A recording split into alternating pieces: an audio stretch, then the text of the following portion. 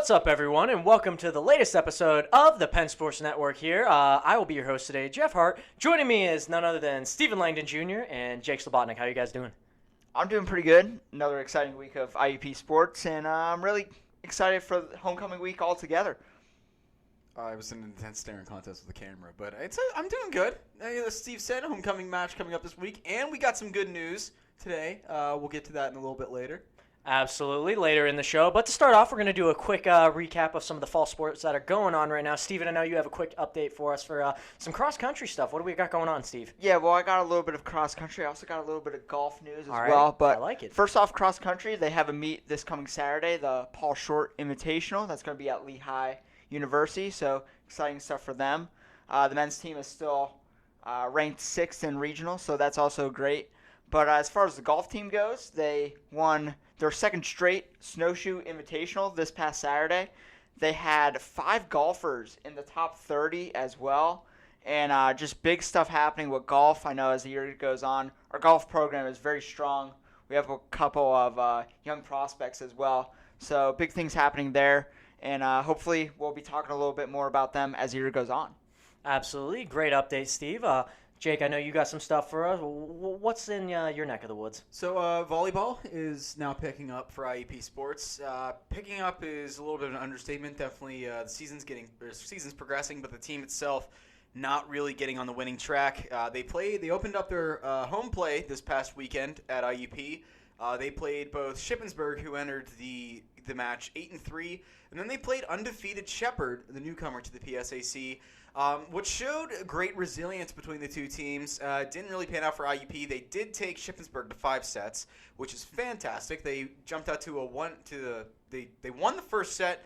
They won the third set, but the second, fourth, and fifth dropped. But I mean, hey, they won 2 sets nonetheless, and that's pretty good, especially with such a young squad that they had. Against Shepherd, there were a few inconsistencies. They dropped the first set 25-12, I believe is the final score, and then. But something changed in the second and third sets where they sort of came together. They cleaned up a little bit of things. They took the lead a few times. It was more like a seesaw battle in the sets 2 and 3. It looked really good. IUP looked strong, but ultimately it was just one little mistake turned into a run for Shepherd, and they got swept in 3. But the good thing is that there's a lot of good things to come from it. Nicole Peterson and Brooke Little look strong on the team. Jesse Ignis is a force to be reckoned with at the net. It's just some miscommunication things. I noticed a big thing on defense was players not really talking to each other, which sort of led to some confusion in the ball landing on the court and scoring some points for Shepherd. But like I said, this team's gelling together, and if you can hold that big of a contest to probably the number 1 team in PSAC in volleyball, you got a good shot at really doing well. And we mentioned at the beginning part of the season that they're a young team, and they're going to gel together as the years come on. You know, Jake, obviously you commentate the games for CMPR, which, by the way, if you want to watch the volleyball games, where can we see that? IUPathletics.com. Okay, good plug. You're there all the time. What do you think is kind of like the biggest thing they need to improve on? What's kind of like going forward? What do you think they need to kind of work on going on into next season? One thing they really need to work on, like I said before, is communication. Players just need to start talking to each other, and that's ultimately the big thing that's going to lead to more wins, is if your team is on par with each other. I noticed, I think it was Liv Burns and I think it was Alyssa Kimmel. There were a few times where they'd meet in the middle to try and dig a ball, but for some reason they didn't talk with each other and they just stopped and let the ball fall. So that's definitely one thing. Some strengths on the team are definitely goal or net play. They have a strong defensive unit, and again, Brooke Little and Nicole Peterson definitely great on the kill game.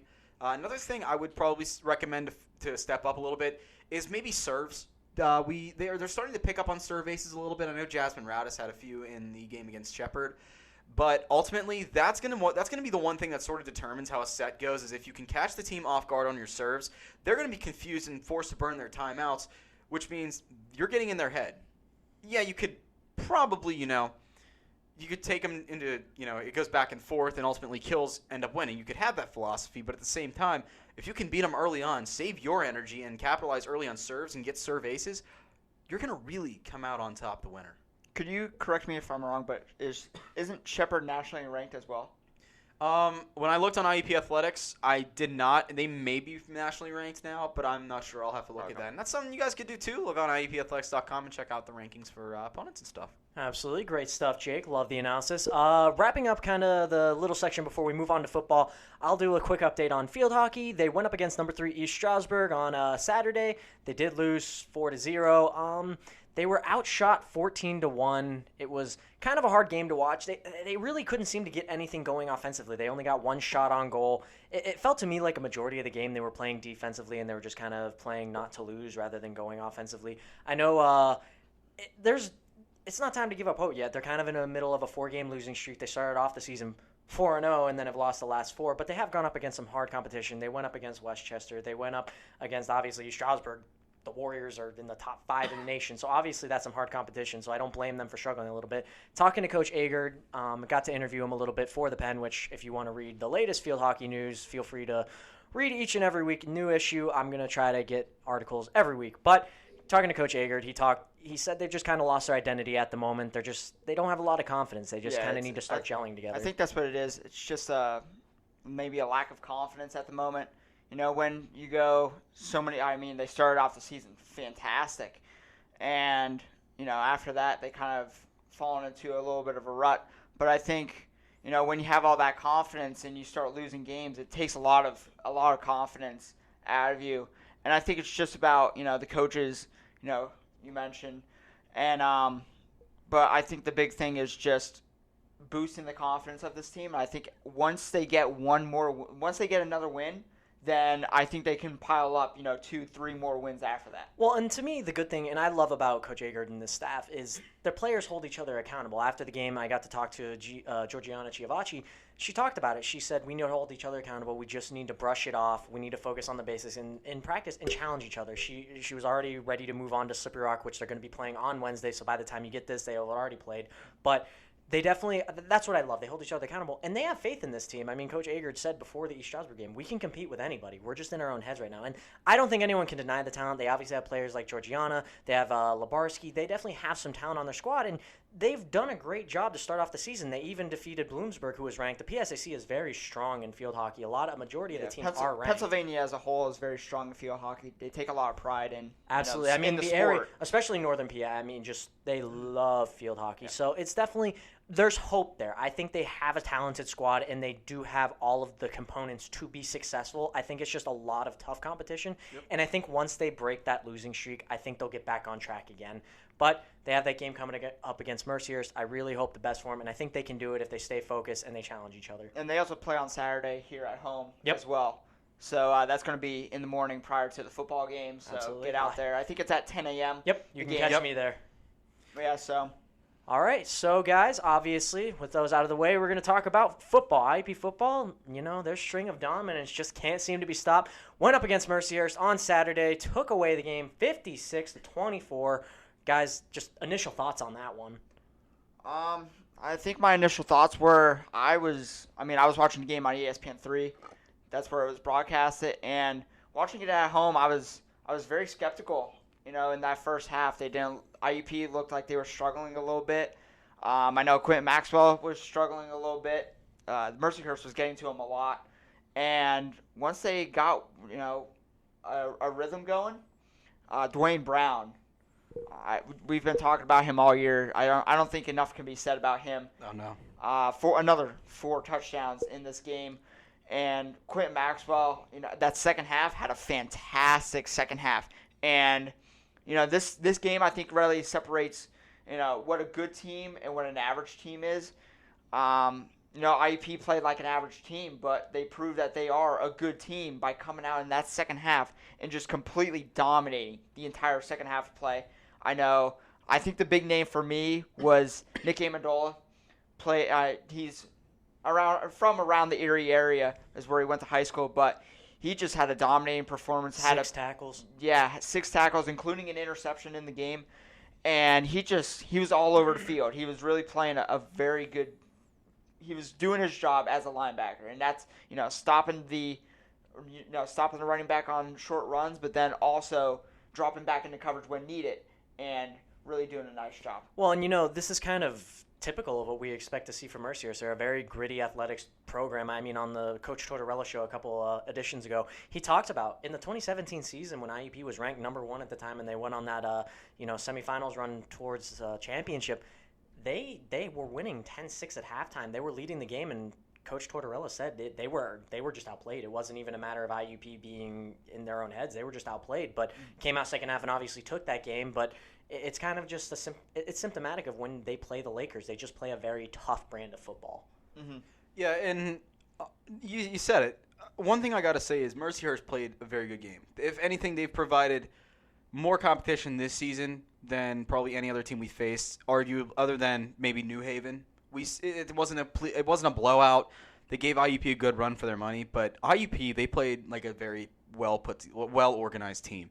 One notable thing, I know Steve mentioned about Dwayne Brown and his performance, which congratulations, Dwayne, PSAC Athlete of the Week after another 4 touchdowns.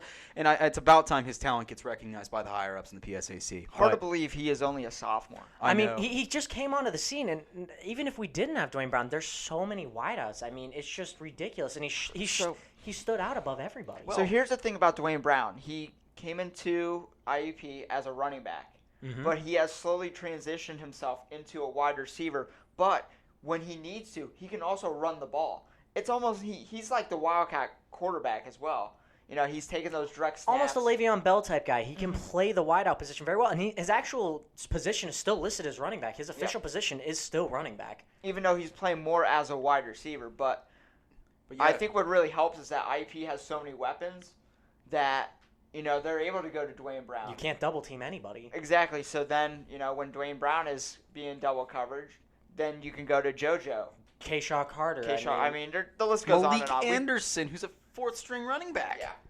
But it's just amazing to me watching this team. I just want to give the defense a lot of credit on this one. That's where I was going next. They only allowed 43 rushing yards and shut Mercyhurst out in the second half. Can we also mention the fact Dondra Tillman had a 50-plus yard pick 6? Yep. And big man dream. And that's nothing against Dondra, but it's not normal to see, a defensive lineman get an interception, let alone a 50-plus yard pick 6.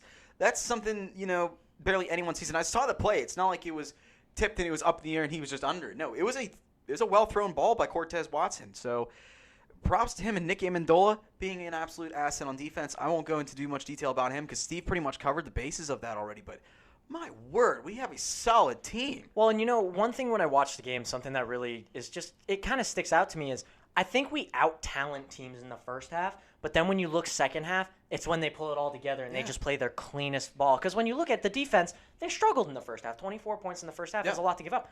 But once Coach Tort got him into the locker room, talked to him, broke down their game plan and the way they were playing, instant just change in the way they play. And it's been like that every game. Even in the Lock Haven game with Jalen Reese, they came in and just dominated. I have a team that they can be compared to as far as like the NFL goes.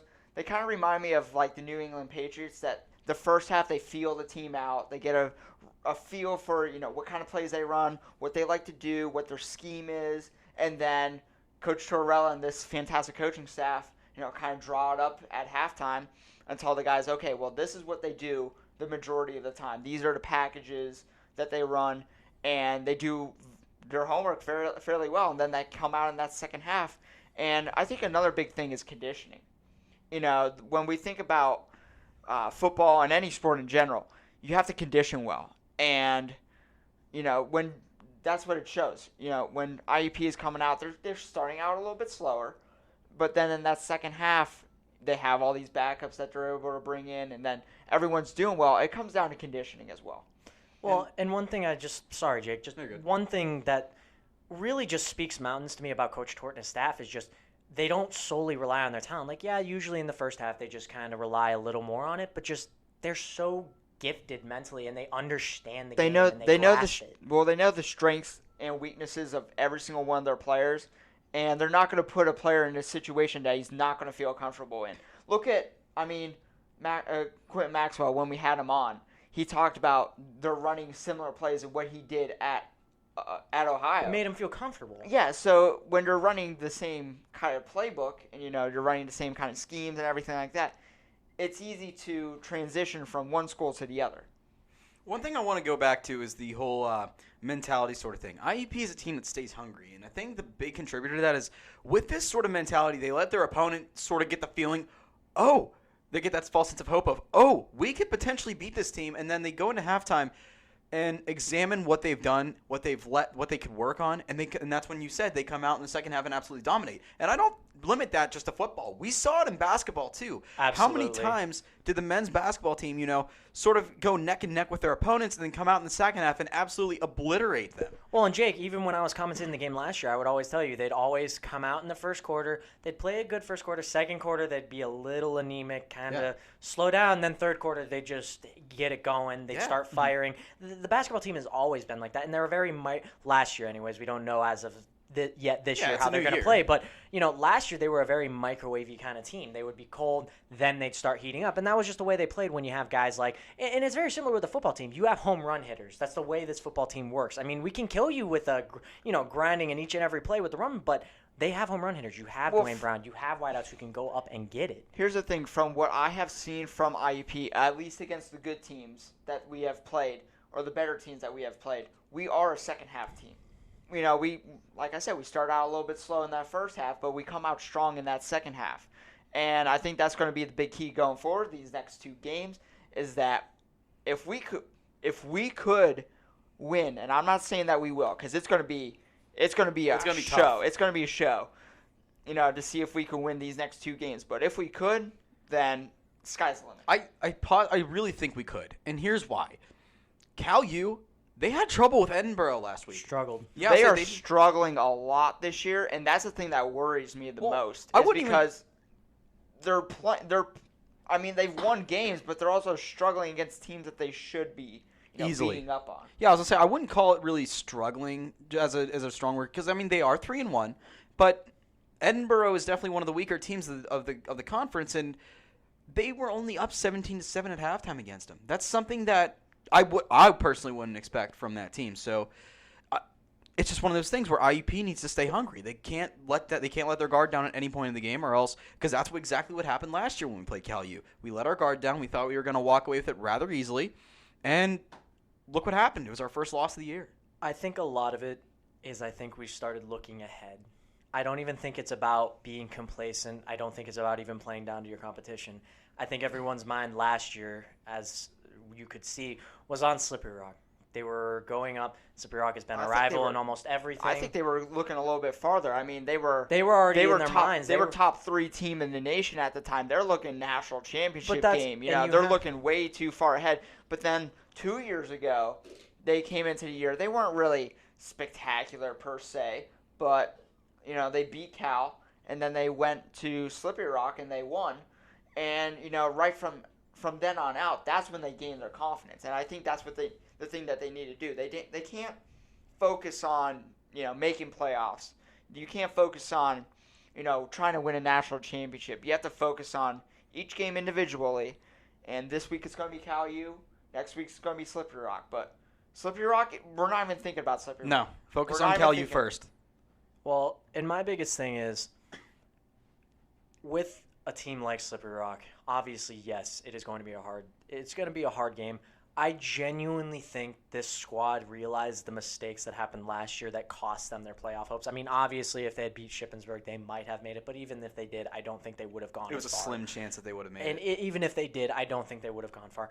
I think they learned from those mistakes. I think they realized they kind of felt themselves a little too much and were looking too ahead to playoffs or Slippery Rock. And understandably, that's a hard opponent. Right now, they're ranked 10th in the nation. So I think right now their focus is, okay, and the schedule set up almost exactly to last year. We played Cal the same week last year too, and then we played Slippery Rock immediately after, same exact way. So I think they're going to look back and say, okay, here's what we did wrong last year. Let's improve from it. Well, unless you guys have anything else, anything else you want to add to the football? I have a... I think our prediction. Well, I think we could do just general predictions on what's going to happen this week. If you want, I can just start out first. Go ahead. So I'm going to say it's going to be a tough game.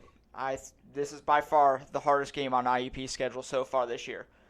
Cal U is receiving votes still in the coaches poll, And I believe that IUP is going to have a narrow win. I'm going to say that Dylan Sarka has the game-winning field goal. I'm going to say it's going to be 27-24 IUP. Jake? While I think that's possible, I can't disregard the second half IUP squad that we see. It's going to be a little hairy in the first half. I think it's going to be close. Cal U may even go into halftime with the lead. But with the way this team rebounds in the second half, I predict a very strong outing come those third and fourth quarters. I'm going to say that Quentin Maxwell goes on a run in the third quarter, throws 3 touchdowns to add a bit of insurance to the lead, and then Justice Evans may tax on 2, and 3 of those 3 touchdown passes are going to go to Dwayne Brown. I think that IUP is going to win this one. Probably, I'm going to say maybe 50-27. You know, I'm going to make a bold prediction. I'm going to say IUP is going to blow them out of the water. I don't even think it's going to be close. Not because, no disrespect to Cal. They're a good program. I genuinely think IUP is that hungry to make a point. This game was the thing that cost them last year. This was the game that threw them off and just thwarted their hopes for the rest of the season. It's homecoming week. It's homecoming, and they want redemption. I can just tell. And Cal, I'm not saying they're going to shut them out, but I don't think it's going to be close. I think we're going to win by at least a margin of 30.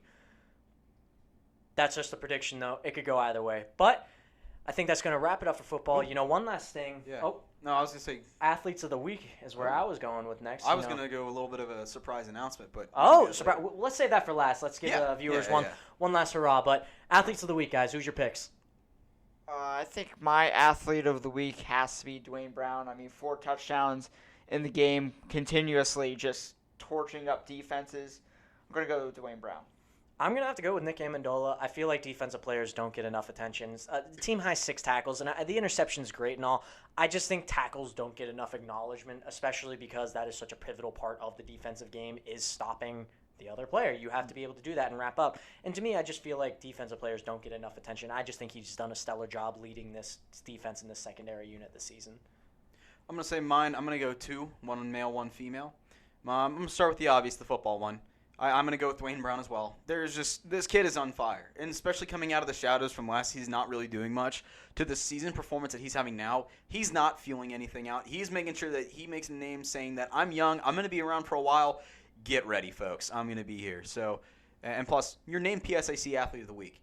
That deserves some recognition right there. That's not an easy feat to accomplish. My female Athlete of the Week, Brooke Little, the volleyball team.